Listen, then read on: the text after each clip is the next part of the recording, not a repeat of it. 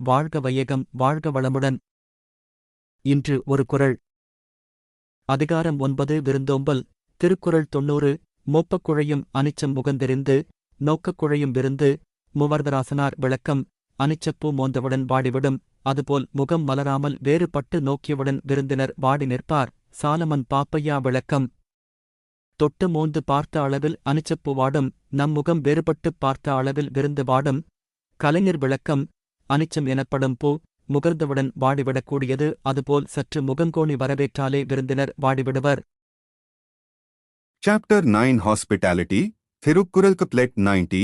The flower of Anicca withers away, if you do but its fragrance inhale. If the face of the host cold welcome convey, the guest's heart within him will fail. Explanation.